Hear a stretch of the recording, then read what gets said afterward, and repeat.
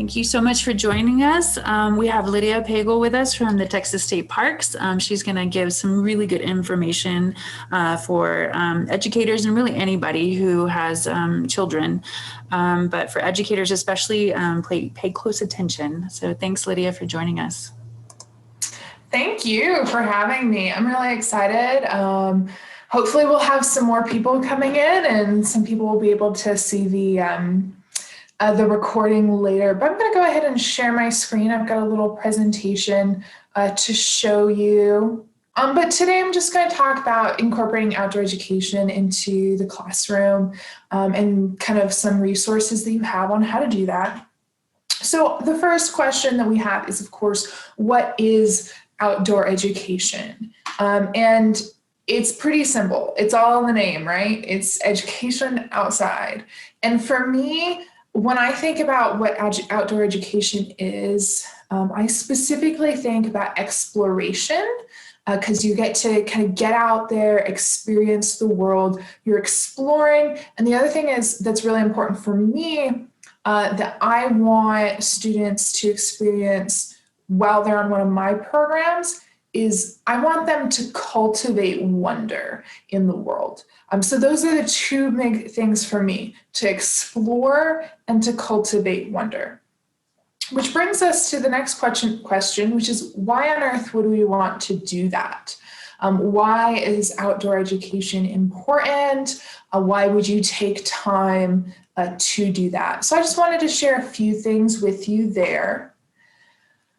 So to start off with health, you can see this little graph here showing that if you spend 2 or more hours in nature in some way every week, you can see that general good health and happiness are reported to be at least 20% higher than if you don't. It strengthens immunity because of vitamin D. It helps you sleep better. It enhances your mood, better focus. In fact, some studies have shown that students with ADD or ADHD do much better with focusing when they have a time outside to play or learn, etc. It also reduces stress. Some studies have actually just looked at people's stress responses to seeing different types of pictures, and actually outdoor images and kind of nature images, especially green ones, but just generally nature images reduce stress more just by looking at them than images of like urban landscapes or kind of like different non-natural images. So it reduces stress, and it can also help lower depression, which kind of ties into that little graphic. By the way, that graphic is taken from the Washington Post reporting on a article that was done by White et al. But that's a huge benefit for health. It just makes you generally happier and healthier. However, we're talking mostly about teachers right now. So what about in the classroom? Obviously, the better focus affects the classroom, but there's some other effects also in learning. And I think one of the most important things about outdoor education is that it's hands-on, it incorporates the senses, and it's focusing on experience instead of just theory. And so what I mean by that, I'm thinking about, if you're outside, it's a very different experience than reading something in a book. You can read it on the page and you can memorize stuff and you know it up here. But when you feel it and see it and experience it, there's kind of a deeper knowledge that you get from that. And you can also recall it much better, especially when you're focusing on all 5 senses. If you think about it, if you go out you take a nature walk, for example, and you've learned in class that, there's different maybe you've learned about a particular tree, for example, or a bush or a plant. And you get to see it for the first time when you're outside. It's so much more than just seeing a picture of that plant. You can touch it. You have that tactile feel. This is what the leaves feel like. This is what the branches feel like. You can smell it. A lot of plants have strong smells, not all of them, but some of them. You can see it. You can hear someone talking about it. You can hear kind of the wind through the branches, or some of our plants have like dry seeds. You can hear them rattle. You're incorporating all of your senses into this learning experience, and that helps is kind of cement that experience into your memory, and you can recall it much better later on. So that's with the 5 senses, hands-on experience, not just theory. And I also wanted to talk a little bit about kind of an intuitive understanding of the world based on firsthand experience. And I'll kind of, this is not necessarily, I'm not going to quote any scientific research, but just kind of thinking back on my own life. I grew up with parents who took us outdoors as much as possible. All of our vacations were spent camping and doing things in the outdoors. And so when I got to school and started to study various sciences and biology and stuff like that, I discovered that there were a lot of questions that were being asked on tests and other things like that that were just intuitive to me. I'm going to give you an example of that here. I just went to, I looked up online. This is a question from a release STAR test, science, 5th grade, for 2019 was when this one was used. And so this is a short question about common duckweed, describing some of its characteristics and asking you to describe what type of environment you think this would grow in, ecosystem.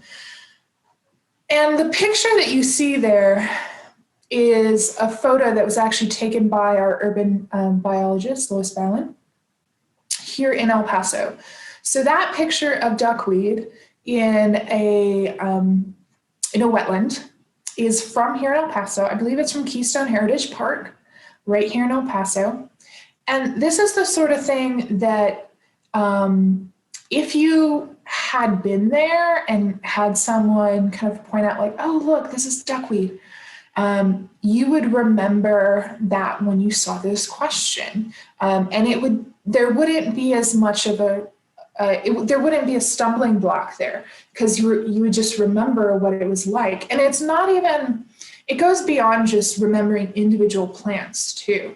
Because, for example, when you go out to a wetland like Keystone Heritage Park and you see plants, you start seeing what we call gestalt features of plants in these different environments. These are kind of sort of general, just kind of impressions of plants. And when you build up kind of an understanding of what types of plants or animals you have seen in the past in different ecosystems, you start building connections much easier between these individual features and these specific ecosystems based on your past experience. So this is one example that I just looked up real quick of a STAR test question that would be made much easier for a student to answer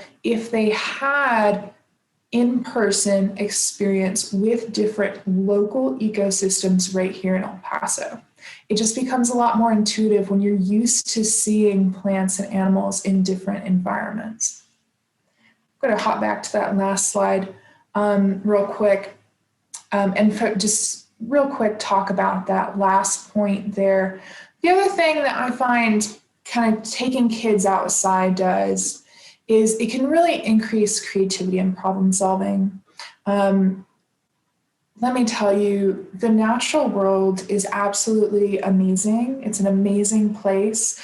And there's so many different, sometimes really weird, very unique adaptations to different problems that plants and animals and ecosystems face in the environment. it's really interesting. I can't tell you how many different inventions and other things have been, the ideas have been sparked by observing something in nature. Just by expanding your experience of the world, you have a lot more information to pull from when you're doing kind of these problem solving activities or just being creative. It really sparks that creativity to be able to see the natural world. I mean, it's beautiful, it's inspiring, but also it's really amazing. Just for as an example of some kind of practical applications of that from a problem solving perspective, would be something like the shape of bullet trains, if you're familiar with that. Really fast trains, when they were first developing bullet trains, they had problems because the train, they got them going so fast that it would create like these sonic booms when it went through tunnels and stuff like that. And so in order to solve that problem, scientists actually ended up looking to the natural world, specifically looking at kingfishers, which are birds who dive into water to catch fish and stuff like that. And that impact it's very important for kingfishers to have a very specific beak type in order to allow entrance into the water without excessive pressure on their head. And scientists were actually able to use the shape of that kingfisher beak to design the nose of the front of these trains in such a way that it becomes more aerodynamic and prevents that sonic boom that would happen. And it's all based on kingfishers. And also all sorts of things in the natural world. Just by observing them, we can get ideas for how to solve other things in our lives. So, if there's all these benefits for our health and also the way that we learn, why don't we do it more? That's the big question. So one of the things that I thought about a lot as I was preparing this presentation was, what are the barriers that we face to doing more outdoor education? And I came up with a couple, and we're going to dive in a little bit deep as we talk about how to overcome them. But I wanted to point out first and foremost that some of these barriers are actual barriers and some of them are perceived barriers. They're just as difficult to overcome, but there is a difference between a perceived barrier and an actual barrier. And the first one that I thought of was fear. If we're not used to doing something, if we're not familiar with it, it can definitely be a scary thing to step out of our comfort zone and do something different than how we have done it in the past. And so fear is definitely a big one. And the other ones were not enough knowledge to do outdoor education, not enough money to do outdoor education, or no cultural experience or kind of cultural history of doing outdoor education. So let's talk about how we can overcome each one of those. So, fear. Almost all fear boils down to a lack of knowledge. Here you see a picture of a really beautiful animal, I think, that many people are very, very frightened of. This is a banded rock rattlesnake, and they're out here. They're absolutely, they're beautiful, I think. They can actually, you can see it a little bit in this picture, but some of them actually get a bit of a pink tinge to their scales in the sunlight. They're absolutely beautiful animals, but a lot of people are very scared of them. And this is an example of something that might scare educators too, when they're thinking about going into the outdoors, taking their kids into the outdoors. There's this perceived danger to that. But we can overcome that by doing our research and finding out more about what we're afraid of. For example, if you're afraid that if you take your kids into the outdoors, you're going to encounter a rattlesnake, You can learn a lot about rattlesnakes and decide, is this really a potential danger?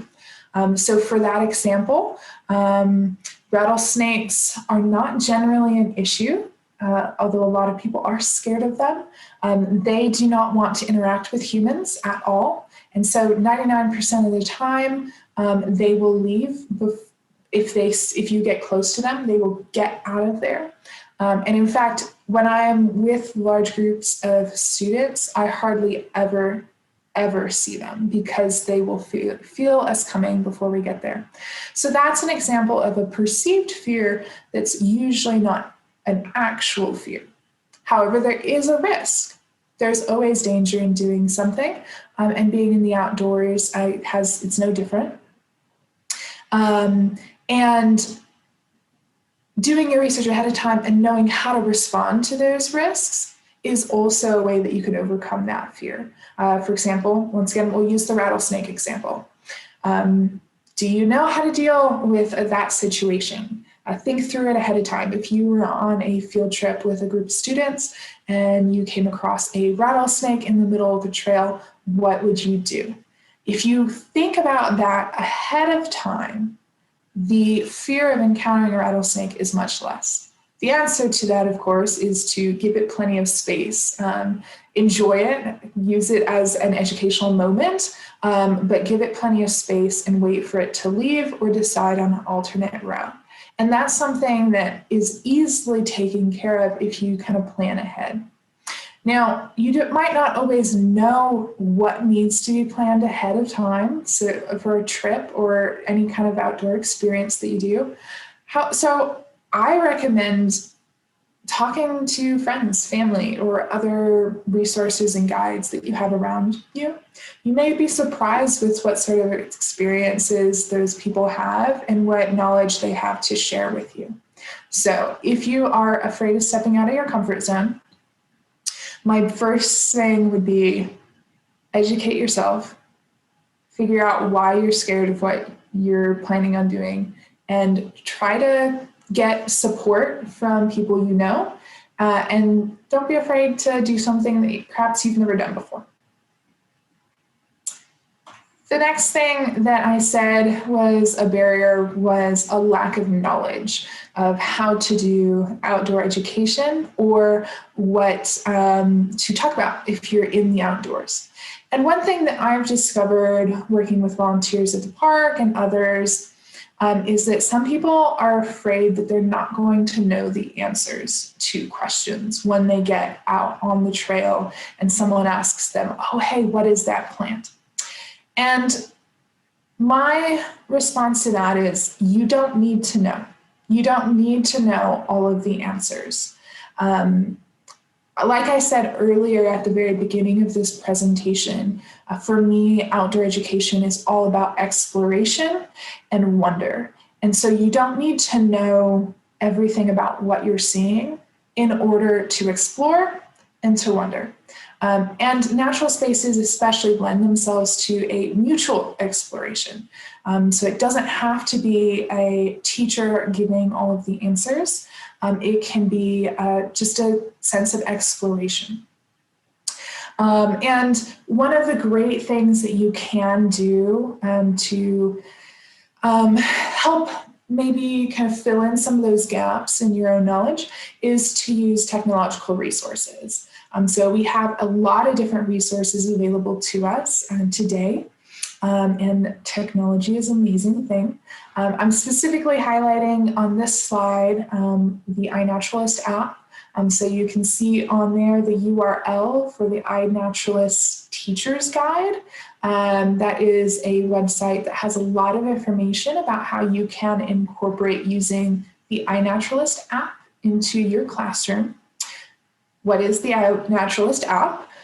It is an app. It's a free app you can get on your phone. And what it does is it connects you to a worldwide citizen science project. If you don't know very much about citizen science, I encourage you to learn about it. It's super awesome. Since it's not the specific topic of this particular presentation, I'm not going to spend too much time on it. But basically, citizen science projects are projects that the public is invited to join into to collect some sort of data that scientists can then use for their research. With iNaturalist, the way that works is you create a profile and you go out into natural spaces, take photos of what you see, and then try to identify them. The iNaturalist app will help you identify them, but if you are not able to identify what you see, the photos can still be uploaded, and then people from the community look at those photos and help you identify what they are. This is a great app for using with high school kids especially, but you can also use the younger version of it, which is the Seek app. And there's information on the Seek app at that website as well, which does the similar thing, but doesn't require you to meet an age requirement to create a profile. But yes? Will you guys be doing anything at the park to promote the City Nature Challenge? We will be doing some City Nature Challenge events at the park. Those should be posted here pretty soon in the next couple weeks, cool. But there will be opportunities for that. The City Nature Challenge is an event using the iNaturalist app. It's a bio blitz, which means it's a set period of time in which people are challenged to observe as many plants and animals in the natural world as possible. So that's a great way to incorporate kids into the natural world also, giving them a goal or a challenge, see how many plants you can identify in a weekend, or how many animals can you identify in a weekend is a great way to do that. And using resources like the iNaturalist app is a great way to do that.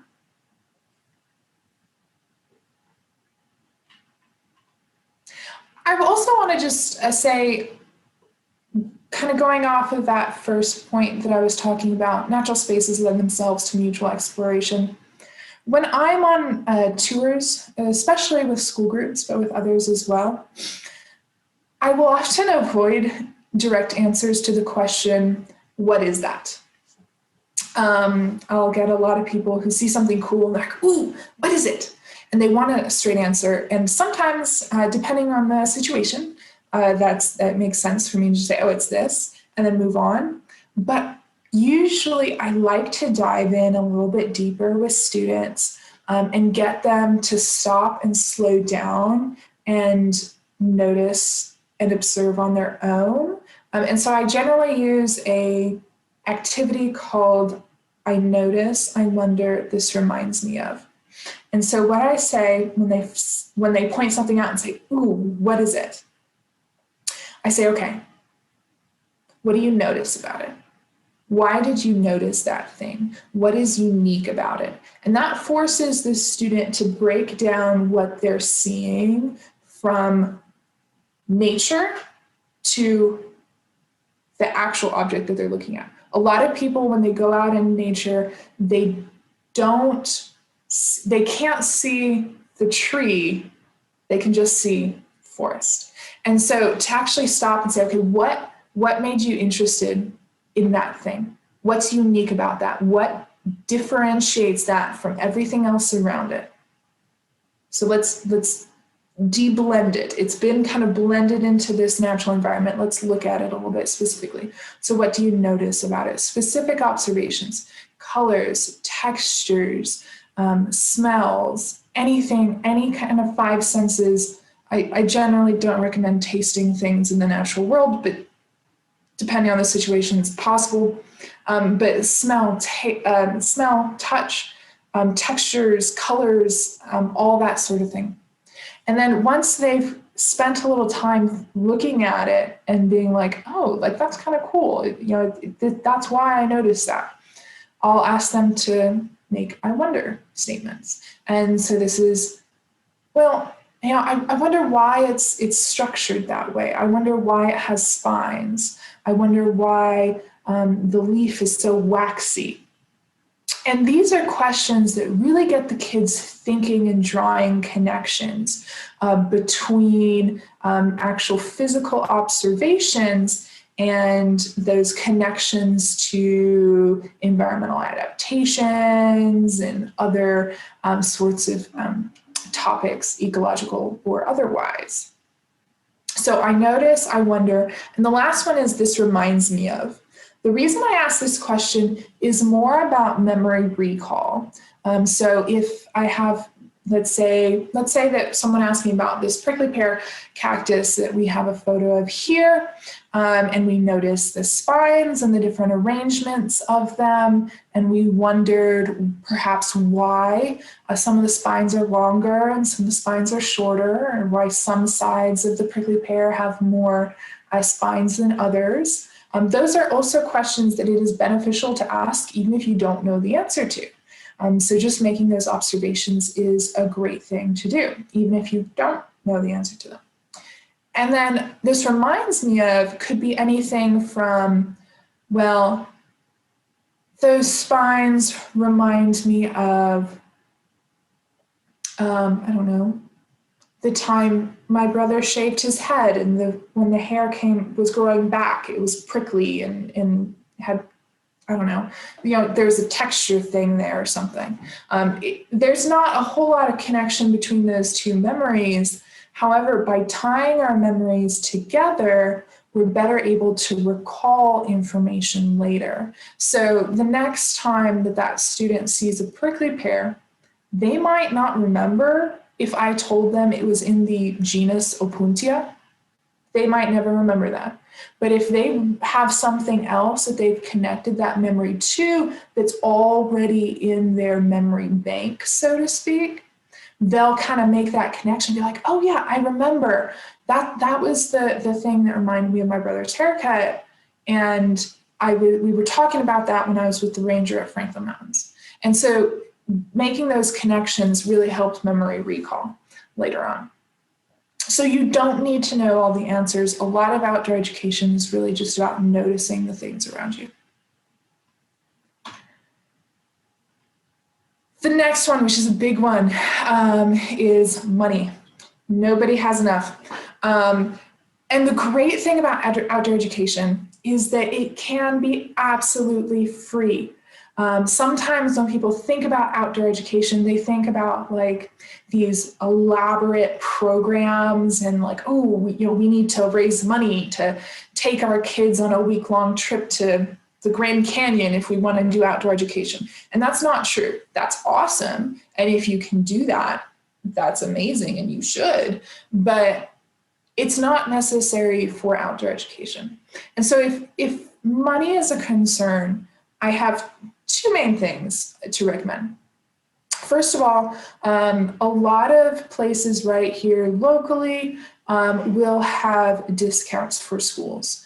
So if you want to take your kids to the state park, if you're just leading the tour yourself, you just want to take them to explore the park for a day, we'll waive the entrance fee for you. We just need you to submit the forms and plan that out with us. If you want us to lead something for you at the park, we'll give you a discount on that field trip fee. So just contact people. Don't assume that money is going to be an issue all the time. There's a lot of folks who are willing to work with you on that stuff. But the other thing is, start small. Discover hidden spaces where you currently are, whether that's in a school or a backyard. Think about microhabitats. Instead of looking for the forest, look for a tree and focus on that. Use microhabitats. And notice the things that you haven't noticed before. Is that a weed or is it a wildflower? It's all about perspective. So I encourage you, if you're thinking like, man, it's going to be too hard to find a place to do outdoor education, take a walk around your school, take a walk around your house, and kind of put on a different perspective. Instead of just looking at it as urban landscape, start looking for those hidden gems of nature that are all around you. It can be something growing in the cracks of the sidewalk. This praying mantis was found just on the side of a building. You'll have a lot of different insects around in all sorts of places. Perhaps you can set up like a bird bath or something at your school. It's super easy and you can look at birds. So there's no need to spend a lot of money on it. That's one of the things that kind of bothers me a lot of the time in kind of environmental fields generally. There's an idea that kind of eco choices tend to be a little expensive, but actually you can definitely do outdoor education and other kind of eco-conscious changes for absolutely no money at all. So don't let money hold you back. And the last one is lack of cultural experience or history. And to that I say, we need to redeem our stories. For a long time, especially here in America, outdoor recreation specifically has become associated with a stereotype of there's a certain type of person who engages in outdoor recreation, and that person tends to be white male. And that's a story that has influenced the way that we interact with the world.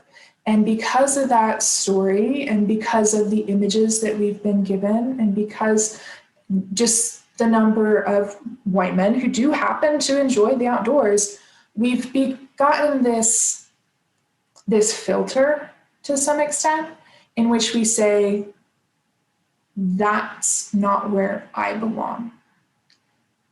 And I think that's really destructive, and I don't think it is a true story. And I think we need to dig into our own pasts and presents, and our own histories, our family history, larger cultural history, etc., to really redeem that outdoor story. Because at our core, no matter where you are from, no matter what race, ethnicity, gender, etc., we are tied to the land. In urban environments, especially here in America, there's a lot of separation. Because we can go to the store and get whatever we want, or at least so we think. But ultimately, we are dependent on the land. And if we stop thinking about outdoor recreation, outdoor education as kind of this special place that's not for us, and actually look at our own connections to the land that is around us and nature in general, we can find different ways of connecting to the natural world. It doesn't necessarily have to look like how other people connect to it either. The reason I put this photo up there, this is a pictograph from Waco Tanks here locally. It's a site that is considered to be sacred by many Native American cultures, and it's also a huge outdoor recreation area. It's an area for bouldering, and both of those things have coexisted in Waco Tanks for a long time.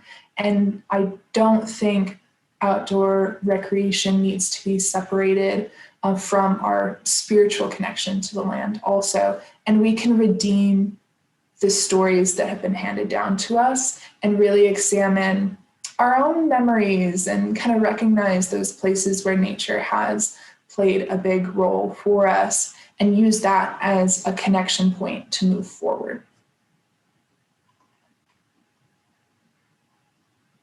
Okay. We are moving along right to what resources do the parks offer? Because that's a big one. If you are excited about outdoor education or want to start participating in it, you might be looking for some resources for how you can get started, in addition to what I've already told you. So let's start with Franklin Mountain State Park, which is where I work. It is an amazing place. We do offer a lot of different opportunities for schools and students. First one being field trips. You can take groups of students out to the park for field trips. As I mentioned earlier, if you're going to be leading the trip yourself, there is potentially no cost. You just need to contact us and we'll get that situated for you. If it's a guided tour, it's a minimal cost. But what those field trips look like, there's a lot of different ways that we can do that. I'll kind of break them down for you. Some of our field trips, students will come out. Generally, we'll break them down into smaller groups. Obviously, right now with COVID, we've had a little bit of some changes and restrictions. So we are kind of trying to break groups down into smaller groups than we have previously.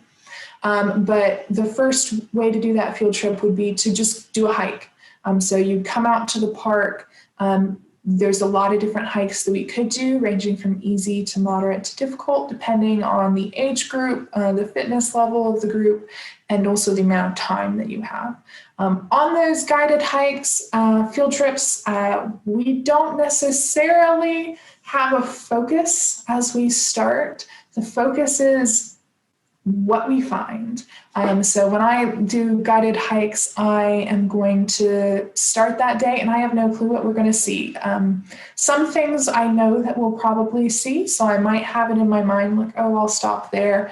But that's one of the great things about being in the outdoors and doing outdoor education is that there could be all sorts of unexpected opportunities to have kind of this learning moment. The other day I was doing some guided hikes and there was a hawk that flew overhead. I can't control that, so I can't know that I'm going to see a hawk that day or not. But when that happens, I can take advantage of that situation. We can talk about hawks, notice some things about it, and have that discussion. So the guided hikes, they can have a certain focus if you're looking for that. We can have a focus on kind of ecology, geology, anything like that, if that's your need. But a lot of times we just go hiking and see what we see. The other way that we do field trips is we'll do what we call stations. So this is less hiking, although the students will hike a little bit, but we'll set up usually 3 stations, but it could be more or less depending on the time allotment and the size of the group. And teachers can choose what they want the students to learn at each one of those stations. Those stations are hands-on learning stations that can focus on a number of different topics. We can really fit a lot of these to the needs of your school and your classroom. Some of our more popular ones would be stuff like a geology station where we explore some of our local rocks. We let the kids explore them out where they are in nature. We can do stuff like a bird station where we look at, go to the bird blind, check out some birds that are hanging out there and talk about how birds have unique adaptations for flight and all sorts of other things. We can do stuff on food webs, talking about food webs in the park. We can do stuff on desert plant adaptations to water scarcity, anything like that. We can do historical interpretation as well. Cultural history stuff. Lydia, are you open to having art teachers bring their art students to sketch or paint or anything? Absolutely. Okay. I have done field trips in which nature journaling was one of those stations, or just the whole thing. There's a lot of different really great spots in the park where you can do plein air sketching or painting and nature journaling. Cool. Perfect. Absolutely. And that's one of the great things about the field trips out here is I'm really open to incorporating whatever you have going on in your classroom and then tying it to this outdoor space. I've had groups come out, which is why you have the lower photo down there, do Dutch oven cooking classes. So it's like an outdoor skills class mixed with some history, kind of in the sort of frontier history, so to speak. And that's an amazing program. Obviously, it doesn't work for all groups. It does require smaller group sizes and definitely a long period of time because the cooking itself takes a little while and the prep for that does too. But depending on the situation, even something like cooking in a Dutch oven could be incorporated into a field trip. So that's kind of field trips at the park. However, we can also do classroom visits. We get invited out to classrooms from time to time. We do a lot of different stuff. It can be career related, talking about careers in the outdoor field, park ranger positions. I've also done presentations for groups about the park itself and what plants and animals we have here. I can do presentations on the cultural history of the area. Basically, anything that I just talked about, doing a field trip at the park, any of those topics, I can do them in the classroom as well, and there is no cost to that. So classroom visits are also an option. And that can also be tied in with a field trip. So if you're planning a field trip to the park and want kind of like something in class beforehand, either in person or virtual, either way, I can come and meet with your class before you come to the park or after you come to the park, and kind of tie it in with the field trip if you would like that. So there's a lot of flexibility, and I'm willing to work with a lot of situations, because I think it's great when you can tie in content that you're learning in class to an actual physical, in-person, hands-on experience. We also have another state park here in El Paso, Waco Tanks State Park and Historic Site. This is an amazing spot if you want to pull in more of that history side of things. They also do field trips and classroom visits in person or virtual. They do hiking tours, primarily focusing on either history or ecology, although they probably can blend those if you wanted to. And they have special programs as well, such as the Junior Ranger program, birding, and art, which is let me tell you, Waco Tanks is an amazing spot to learn all sorts of stuff and really tie it together, because it is a place where the history and the land are so uniquely tied together. You can really make a lot of connections out there, and it's really amazing. I have the contact information for the rangers down there, but that will also be on the last slide, so you don't have to scramble to write it down right now. And looks like I've got about 15 more minutes. And so I did want to open this up a little bit to some discussion, because I am always trying to figure out how I can best facilitate your learning in your classroom and the connections with the state park. So I did want to have a little bit of an opportunity for people to ask me questions, or let me know if there's a barrier that you've encountered to doing outdoor education that I did not think of. Time. And while you're thinking about that, I'll go ahead and flip over to this last slide that I have, and I'll leave this up as we're talking. And it just has some additional resources that I wanted to give to you guys. So if you are interested in some more resources, I put a couple different books up there. The first one is Last Child in the Woods. This is a really great book if you're just interested in learning more about the connection between children in nature and how kind of urbanization and distancing ourselves from nature has affected kids specifically. Excellent book by Richard Love. The other two that I recommended was The End of Nature, and this one is Hope, Human and Wild, both of them by Bill McKibben. He's also an excellent author. This one's less focused on education and children's education, and more focused on just general kind of connections between humans and nature and how we interact with our natural world. But excellent books. I also wanted to throw out a few different apps. I talked a little bit about iNaturalist earlier, and that's an excellent one, but I wanted to give you a few other apps that can be used in your classroom. One of them is Merlin Bird ID. It's a really excellent app that helps you identify birds. It just asks you 5 really simple questions about the bird that you're looking at and will give you some options. It's not 100% accurate, but it's a really great app.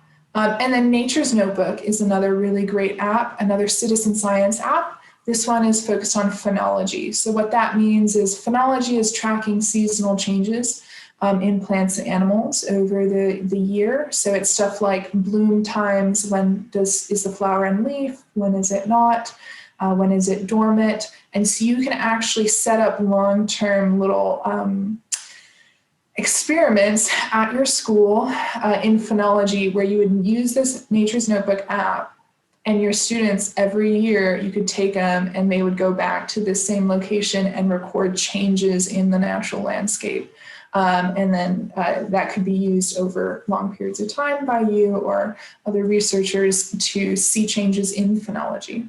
And then I just put up the contact information once again for myself, Nicole and Elizabeth from Waikotank State Park. Diana Moy is another park ranger here locally, and she is currently the interim distance learning coordinator for Texas Parks and Wildlife Department. So she's an excellent resource as well. I also put up the information for Tech H2O. They are not with Texas Parks and Wildlife, but I wanted to put them up here because they are with El Paso Water and they have some field trips, but they also provide some really excellent educator workshops. If you're interested in getting some more hands-on workshops on doing outdoor ed, that is a great resource for you. And then I also have the Texas Parks and Wildlife education page up there. There's a lot of great resources. You can find TEAC's alignment information on there and find our YouTube channel with a lot of educational videos as well. So I just wanted to throw those out there and open it up for any additional questions or discussions that you guys would like to have. Thank you. I felt the librarian in me saying that the same things that you were saying. Oh, we have all these resources for you. We can do all these things, and it's wonderful. We love you guys. Thank you. Yeah, that's awesome. I don't know about the City Nature Challenge. Oh, you're not familiar with it? Nope. You should absolutely do it. So it's coming up next week.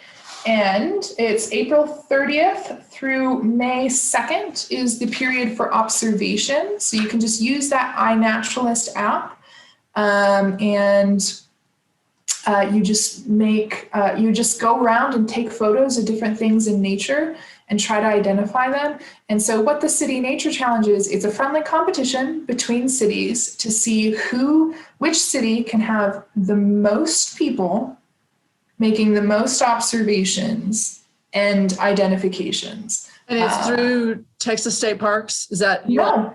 Oh, no.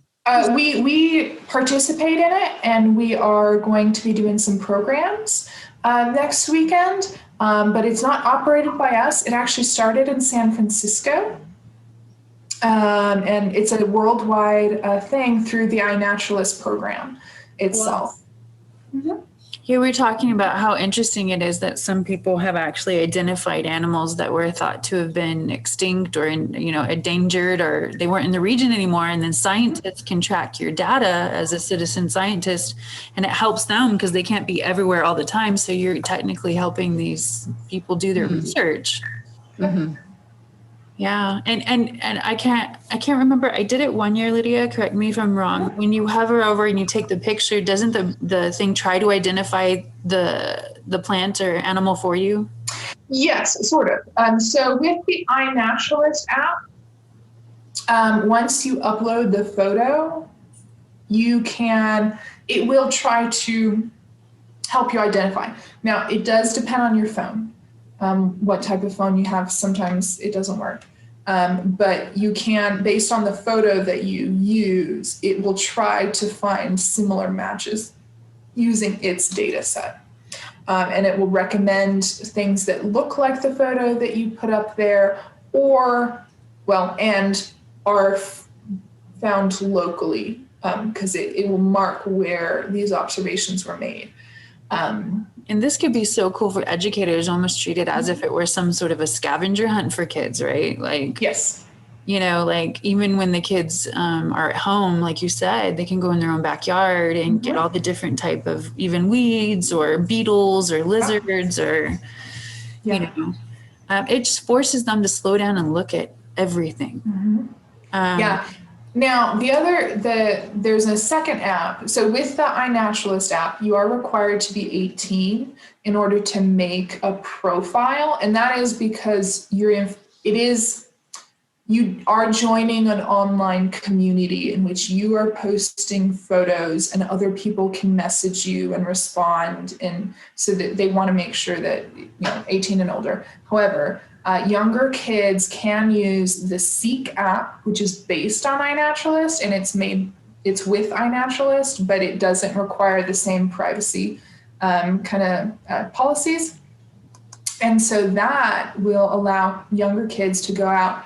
And that one does actually try to identify it as you're holding your phone. So that will help you get an idea of how to take good photos, actually. Because as you hold the phone and like move it around, it will try to identify it for you. And then once you get a good angle where it can really connect it to another photo that it has, it'll say like, okay, you got it, take that photo, and then it'll help you identify it. And that one's real fun because you can join challenges and stuff like that. So you can earn badges. So like if you identify this many plants or animals, you get a special badge. Lydia, we have a question about, is the iNaturalist app free or do you have to pay? It is absolutely free. So is Seek. Okay. All the apps that I recommended there are free. Okay. I will caveat there with Merlin Bird ID. It is free, but it takes a lot of space on your phone. Got it. To download the bird packs. And the iNaturalist, you can even engage with community people all throughout the world that try and help you identify stuff. So you can have like this community of people making comments on your photo uploads, right? Yes, that is correct. In fact, let me show you real quick. Since I am,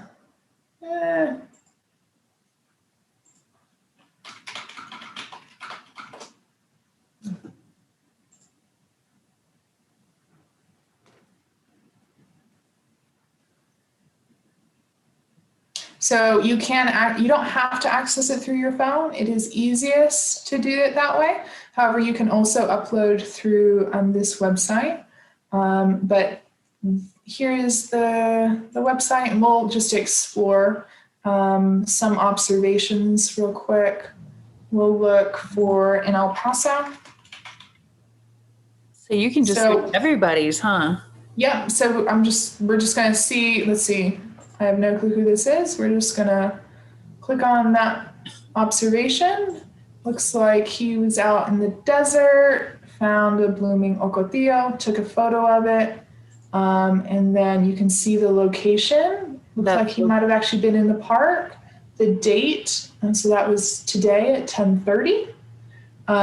He has identified it as genus Fucaria. And it's added to these projects here. So there's different projects within iNaturalist that kind of collate data. And then what I can do, I'm not signed in right now, but I could go and change that observation or add an observation. Let me see if I can find one that is. You mean like you can change it if it was, he identified it incorrectly? Yeah. Let's see. Oh, this one. this is so fun for kids to do. Yeah. So here's one. I saw the little banner. So this one's a creosote bush. It's in it looks like it's close to downtown El Paso. It's on Rim Road. And you see the original person who made the observation said it's creosote. Loretta Tridentata. Someone else went in and agreed with their observation. And so once you have enough people that agree with that observation, you can see over here It has cumulative ideas 2 of 3. And then at this point, you get the little flag here, which means it's research grade and can be used by scientists That's so for their cool. data sets. And scientists do come in and use this data, right? Absolutely. Do you know who won the challenge last year? Which city? That is an excellent question. And I'm going to see if I can just Google it real quick. I think Austin had more submissions than us for sure. So we'll possibly Yes. try and beat Austin. We don't have, we right now are focusing on increasing our number of people who are using it instead of just trying to beat out other people. I think Houston won last year. Okay. But last year was a little bit different than. You can use it throughout the whole year other than just those 2 weeks though, right? Or that week? Oh yeah. Okay. The iNaturalist app is available all the time. It's just the City Nature. So the City Nature Challenge is a challenge within the iNaturalist app that happens every spring. Got it. Yeah, my computer's going slow, so I don't know who won last year. Sorry. No, it's okay. I just have one more question for me at least. Do you guys ever do like, I know you have field trips and activities or whatever. Do you ever do like nighttime stuff if somebody wanted to come and do like night photography or camp overnight or? Yeah. So I've never done it with a school group, but I do have the ability to do guided camping trips. So I've done that. Okay. I have also provided programs, either just regular campfire programs where we sit around and tell stories, make some s'mores, do stuff like that. I've done astronomy nights. Usually I'll partner with the Sun City astronomers, and we'll do a star party at the park.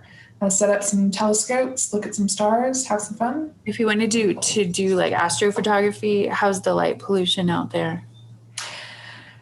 I mean, we're in the middle of a city. Yeah. So you're not going to get really awesome photos. In some areas of the park, you can still get decent night sky views, depending on where you are. Okay. And where the mountains are in relation to you and the city. I love the idea of having kids experience like a campfire and s'mores because they just don't anymore. Yeah. Well, thank you so much, Lydia. Do you guys have any more questions for her? I know we hit 2 o'clock. Thank you, Lydia. And since you asked earlier, last year, the city that had the most, I believe this is observations, was Cape Town. And then second place was Dallas Fort Worth area. Third place was San Francisco. Fourth was Washington, D.C. Oh, wow. And then was Houston. Oh, wow. Okay. Good job, Texas. Yeah, actually, because after Houston, Galveston area is combined, then greater Philadelphia area, then Los Angeles County, and then Austin. So Texas had 1, 2, 3. Nice. 3 out of the top 10, Yeah, I'm definitely going to do it this year. top 8, whatever. Well, you should do it. You should do it, guys. Anybody listening, do it. Cindy, you should try it. But thank you so much, Lydia. We really appreciate it. That was great. Yeah, thank you for having me.